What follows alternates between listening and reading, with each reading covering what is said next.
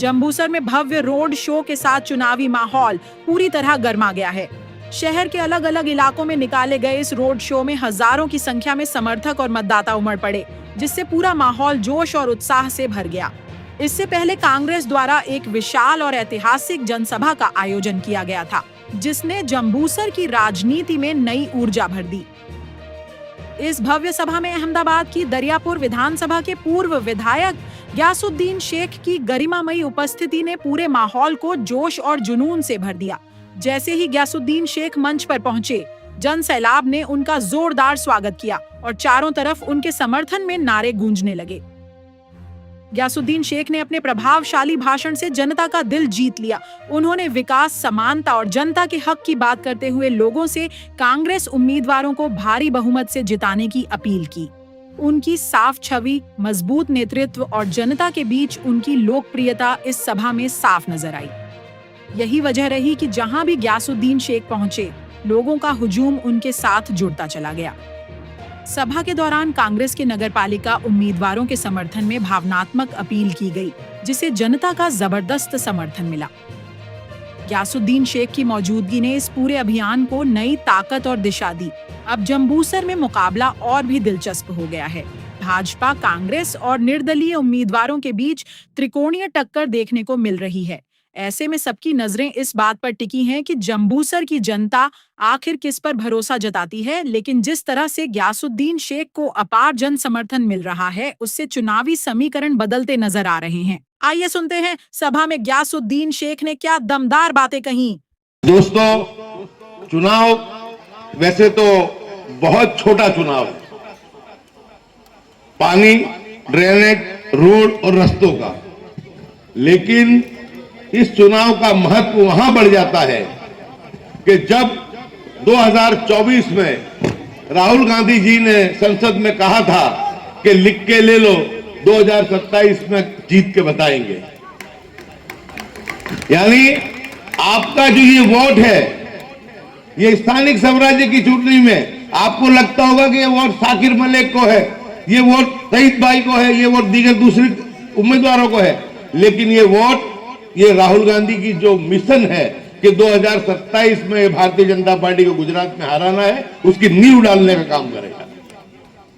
क्योंकि स्थानिक स्वराज्य के चुनाव के बाद पूरा का पूरा कांग्रेस हाईकमान गुजरात में फोकस करने वाला है और 2027 की तैयारी करने के लिए, और 2027 इंशाअल्लाह जरूर हम सब हिंदू मुस्लिम साथ मिलकर के जीतेंगे, एक दूसरे के साथ साकार से।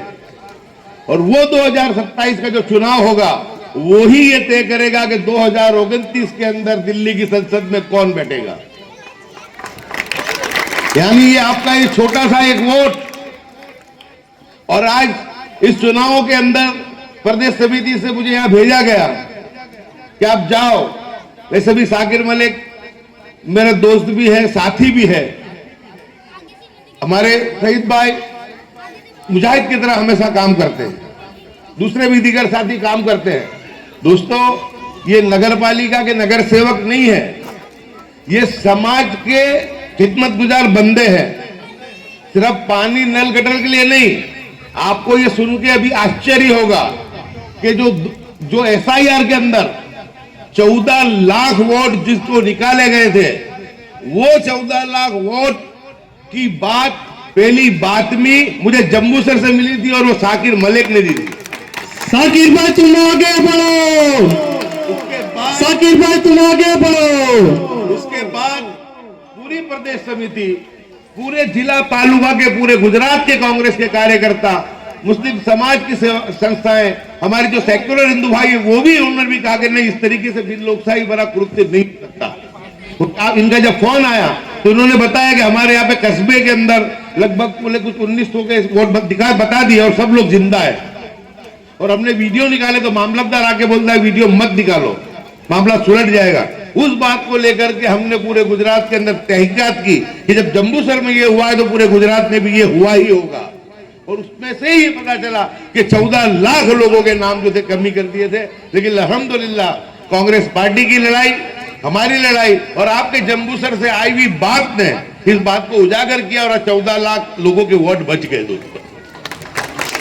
कभी भी वक्त का मामला हो, यूसीसी का मामला हो, उम्मीद पोर्टल का मामला हो, आप देखते हो कि यही शहीद भाई, यही हमारे साकिर मलिक कितनी बड़ी आप लोगों के साथ सरकार से आपसे कंधे से कंधा मिला के रैली निकालते हैं।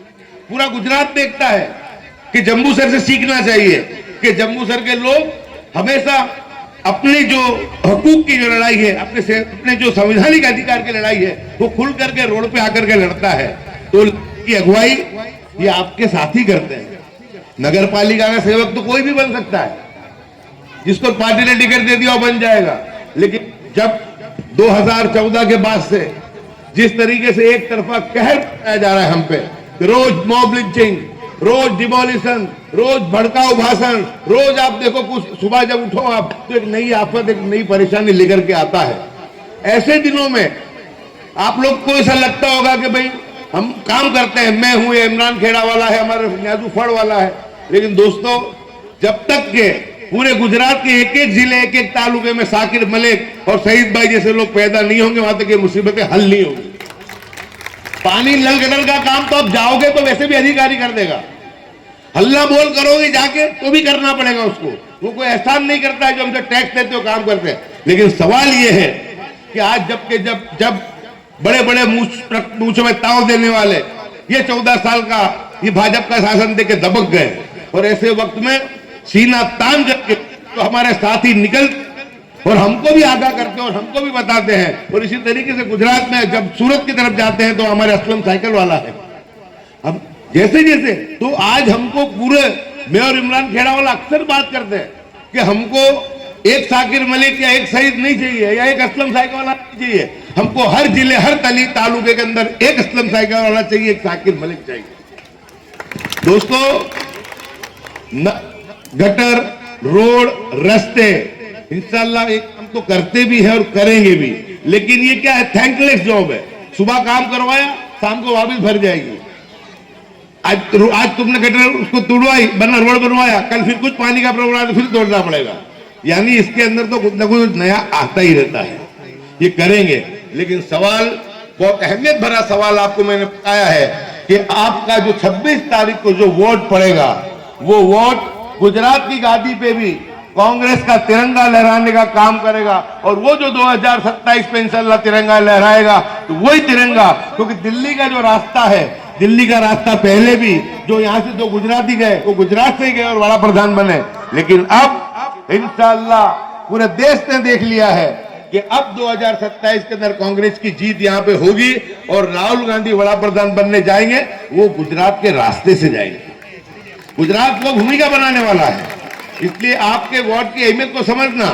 सिर्फ आपके 2 वोट में बात मत करना, पूरे जिले में, पूरे तालुके में, भरूच में, कि भाई छोटी मोटी रंजिश से, छोटी मोटी बातें भूल जाओ। आज हुआ ऐसा है कि जो लोग काम करते हैं, जो लोग मेहनत करते हैं, समाज के लिए परेशानियां उठाते हैं, समाज के लिए जेलों में जाते हैं, लेकिन वो लोगों की कदर नहीं होती है। जब चुनाव का वक्त आता है तो पुलिस के बातमीदार, असामाजिक प्रवृत्ति करने वाले जो है मुनाफिक किस्म के लोग जो भाजपा की दलाली करते हैं, वो आकर के खड़े हो जाते हैं।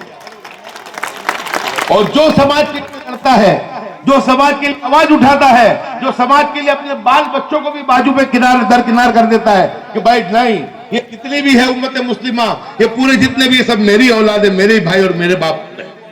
लेकिन दुख के साथ कहना पड़ता है, मेरे खुद के दरियापुर जो मेरी सीट है, अहमदाबाद में सबसे ज्यादा 23 उम्मीदवार मेरे यहाँ पे खड़े कॉर्पोरेशन में, उसमें 15 मुस्लिम और 8 हमारे हिंदू भाई हैं। 15 मुस्लिम में आप देखो 4 SDPI, 4 मीम, 4 समाजवादी पार्टी, कहीं नहीं है, लेकिन दरियापुर में आ गई, यूपी से डायरेक्ट आ गई। यानी तुम देखो कि किस तरीके से टारगेट और किस तरीके से उम्मीदवारों को crime branch, police, local police लिया कि अपक्षों को फॉर्म भरवा देते। यानी ये हंसी के पात्र मजाक बना दिया है। समाज की रहबरी, समाज की नेतागिरी साफ स्वच्छ लोग करेंगे, अल्लाह से डरने वाले लोग करेंगे, मखलूक की खिदमत करने वाले लोग करेंगे। आप उन चेहरों को पहचानो कि जो चेहरे कभी 5 साल नहीं दिखते हैं और चुनाव के वक्त वो किस तरीके से आ जाते हैं अपना रूप और अपना वो बदल के। उनको पूछो कि जब समाज के लिए यूसीसी का मामला आता है तो साकिर खड़ा रहता है, वक्त का मामला आता है शहीद भाई खड़े रहते हैं, दूसरे कोई भी मसाइल आते हैं, कहीं प्रॉब्लम हुआ, कोई परेशानी हुई तो ये खड़े रहते हैं। आप कहां थे जब? लेकिन नहीं, चुनाव के वक्त पे इनको पैरासूट पहनाकर हमारे बीच भेज दिया जाता है। ये इसका रास्ता हमारे पास नहीं है, इसका रास्ता उम्मत के पास है, समाज के पास है। कुछ मत बोलो, लेकिन ऐसे लोगों का बहिष्कार करो, उनको पहचानो, उनके चेहरों को जान लो। जो लोग आपके पास वोट मांगने आते हैं, जो लोग आपके पास वोट मांगने आते हैं, उसका इतिहास तपासो कि कौन था, ये क्या करता था और ये किसको किसने खड़ा है, ये कहां से पैरासूट बन के आया है। इस चीज को समाज को तपासना पड़ेगा। हम ये नहीं कहते कि तुम उनको लेकर के पत्थर लेकर उनके पीछे भागो, लेकिन लोकशाही में हमको अल्लाह ताला ने जो उसके फजल से एक अधिकार हिंदुस्तान में संविधान से दिलवाया है, वो वोट का अधिकार है। इस वोट के अधिकार का इस्तेमाल करो और सही और गलत का फैसला करो, हक और बातिल का फैसला करो। ये वोट तुम्हारा हक और बातिल का फैसला करता है। ये वोट अगर गलत आदमी को गया तो ये भी तुम्हारे जिम्मे आएगा, इसका भी तुम्हारे हश्र में हिसाब होगा तुम्हारा। और सही आदमी को दिया और सही काम करता है तो उसका तुमको अजर भी मिलेगा। जब मैं पूरे गुजरात में काम करता था, 15 साल विधायक रहा, तो मैं मेरे विस्तार में हमेशा कहता था, आप लोगों के वोट गुजरात की खिदमत करता हूं तो जो अजर मुझे मिलेगा वो मेरे एक एक दरियापुर के मतदाता को भी मिलेगा, क्योंकि अल्लाह के खजाने बेनियाज है। तो ये वोट, ये अल्लाह की बहुत बड़ी दी हुई नेमत है, इसका सही इस्तेमाल करो, इसका बेजा इस्तेमाल नहीं होना चाहिए। हक और बातिल को पहचानते हुए, सच और झूठ को जानते हुए, जितने भी जो लोग हैं, जो नुमाइंदे खड़े हैं, उसमें से पहचानो कि कौन क्या है, कौन कहां से आया है, किसको किसने भेजा है। ये उनकी मजाक नहीं बनती है, ये हमारी मजाक बनती है कि आज हमारे में एक वक्त था कि हमारे उलमाए दीन फैसला करते थे कि हमको क्या करना है, हमारे प्रोफेसर, हमारे इंजीनियर, हमारे डॉक्टर फैसला करते थे कि हमें क्या करना है, हमारी तंजीमें फैसला करती थी कि क्या करना है। लेकिन आज देखो तो हमारा फैसला हमारे बुटलेगर करने लगे। बहुत दुख की बात है, बहुत दुख की बात है। और ये एक जगह की बात नहीं है, मैंने बताया ना, मेरे यहाँ पे भी यही मामला, दरियापुर में भी दुख होता है, दिल रोता है। कभी कभी ऐसा होता है कि छोड़ दो सब, किसके लिए करना ये, जब कदर नहीं है हमारी। 5 साल मजदूरी हम करें, दौड़े भागे, हमारी जान को, हमारे माल को हम जोखिम में डालें, और चुनाव का वक्त हो तो जब आकर के मुनाफिक और जो पुलिस के दलाल, बड़ुए, मुखबिर, जो लोग ऐसे जो भाजपा की दलाली करने वाले लोग आके समाज का नेतृत्व करते हैं, जब दिल को ठेस पहुंचती है, ऐसा होता है कि हम भी छोड़ देवे और रख देवे बाजू में।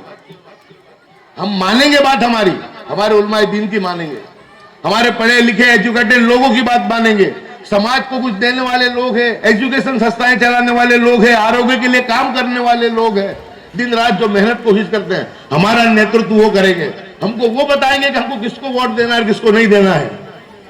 लेकिन ये वोट, इस वोट की अहमियत को आप लोग जरूर समझेंगे। इंशाल्लाह मुझे पूरा भरोसा, पूरा यकीन है कि यहाँ की आवाम बहुत समझदार है, हक और बातिल को जानती है, सच और झूठ को भी जानती है, अपने काम करने वालों को भी पहचानती है। आपके जो काम करने वाले सभी लोग आपके नुमाइंदे काम करने वाले हैं, लेकिन मैं तो 2 आदमी के परिचय में था, साकिर भाई के और शहीद भाई के। इनकी कुर्बानी देखी है मैंने कि कितनी कुर्बानियां उन्होंने, और हर मर्तबा जब भी कोई मसला आया है तो मेरे से और इमरान खेड़ावाला से डायरेक्ट बात करके उन्होंने हमको आगाह किया है। दोस्तों, नल गटर, रोड, रास्ता ये इंपॉर्टेंट नहीं है 2014 के बाद। 2014 के बाद हम और हमारे बच्चों का मुस्तकबिल इंपॉर्टेंट है। 2014 के बाद हमारी सुरक्षा, 2014 के बाद हमारे आप सल्लम की जो शान में गुस्ताखी करने वाले लोग हैं वो जिस तरीके से करते हैं, उसमें भी बहुत बड़ी रैली इन्होंने यहाँ निकाली थी, आप सभी उसमें शामिल थे। कहां थे जब वो लोग जो आज वोट मांगने निकले? दोस्तों, वक्त मगरिब का हो जा रहा है, आपसे उम्मीद भी रखता हूं और गुजारिश भी करता हूं कि आप वोट भी देंगे और इंशाल्लाह आप दुआ भी करेंगे कि जो मिशन 2024 में राहुल गांधी जी ने संसद में कहा था कि लिख के ले लो, 27 में कांग्रेस गुजरात जीत के बताएगी, तो आपका वोट इस गुजरात को जिताने की तरफ जाएगा। फिर वो वोट जब गुजरात जिताएगा तो वही वोट देश की संसद के जिताने के लिए, और राहुल गांधी को जिताने का जो वोट है वो आप इस कॉर्पोरेशन वाला वोट वो साकिर मलिक या शहीद भाई के लिए नहीं है, वो राहुल गांधी के लिए और देश राज्य के सत्ता परिवर्तन के लिए। तो आप लोग सब इस काम को भी करेंगे। बहुत कुछ कमजोरियां भी हमारी कांग्रेस की भी रही है, लेकिन दिन पे दिन हम स्ट्रांग मजबूती के साथ उसको करते जा रहे हैं। लेकिन आपके साथ और सहकार की जरूरत है। एक तरफा 100% मतदान हम हमारे सेक्युलर हिंदू भाइयों के साथ कंधे से कंधा मिलाकर करें। जानता हूं कि हम अकेले हमारी पॉलिटिकल पार्टी नहीं चला सकते। 15 और 85 का खेल कभी कामयाब नहीं हो सकता। हमको अगर साथ में रहना है तो धर्म के आधार पे, मजहब के आधार पे कोई आ गया हैदराबाद से और कहे कि हम हमारी पार्टी जब से भारत पाकिस्तान का विभाजन हुआ है, हमारी आबादी पाकिस्तान चली गई, हम यहाँ कम रह गए, उसके बाद हमको सेक्युलर हिंदू और सेक्युलर पार्टियों के साथ चले बगैर कोई रास्ता नहीं है। हम अकेले हमारी पार्टी नहीं चला सकते। वो सवाल अलग है कि 7 सीटों पे हैदराबाद में चल सकती है, लेकिन पूरे देश में नहीं चल सकती। तो दोस्तों, अपनी अहमियत को, वोट की अहमियत को समझते हुए कांग्रेस पार्टी ने बहुत 70 साल तक राज किया। ये भी मैं कबूल करता हूं, इकरार करता हूं, कुछ गलतियां उसकी हुई भी है, लेकिन उसकी सजा भी मिली है। लेकिन आपको ये कह दूं कि कांग्रेस ने कभी भी हमारे मजहबी मामलों में और हमारी शरीयत में कभी भी हाथ नहीं डाला, कभी भी हाथ नहीं डाला उन्होंने। तो अब जहां जो मेजोरिटी है, थोड़ा मामला तो रहेगा ही ऊपर नीचे का, लेकिन सब चीज को दरगुजर करते हुए 4000 किलोमीटर की यात्रा आरएसएस और भाजपा के सामने जो राहुल गांधी निकालता है, मैं ये आपको आपको मैं बहुत दावे के साथ कहता हूं कि जब तक सोनिया गांधी, राहुल गांधी और प्रियंका गांधी है, इस देश के सेक्युलरिज्म को कोई तकलीफ नहीं है। हालात तो आते हैं, वक्त तो आते हैं और जाते हैं। 700 साल हमारा भी राज था, मुगलों का था, मराठों का था, अंग्रेज भी आए थे, ये भी आए हैं और ये भी जाएंगे। कोई यहां पे अमर पटा लिखा के नहीं आया। सबका आना है और जाना है, दुनिया का ये दस्तूर है। और अंधेरा जब होता है तो इस बात में सुबह भी होती है, सुबह होगी। लेकिन तुम और हम सियासत का भोग बन रहे हैं, क्योंकि वोटों से जीत करके ये एक कानून बना के हमको प्रताड़ित कर रहे हैं। तो ये सियासत का मामला सियासत से हल किया जाता है, इसलिए वोट का मामला वोट से। इसके लिए आपको 2027 में अगर गुजरात में कांग्रेस की सरकार बनानी है, 2029 में देश का प्रधानमंत्री राहुल गांधी जी को बनाना है, तो समझ लो ये छोटे से इलेक्शन का चुनाव, ये छोटा सा वोट, या नगर पालिका में दिया गया वोट, ये वोट देश की संसद के अंदर कांग्रेस का तिरंगा लहराने का काम करेगा। इतनी बात करके मेरी बात को पूरी कर दो। जय हिंद, जय भारत, अस्सलाम वालेकुम।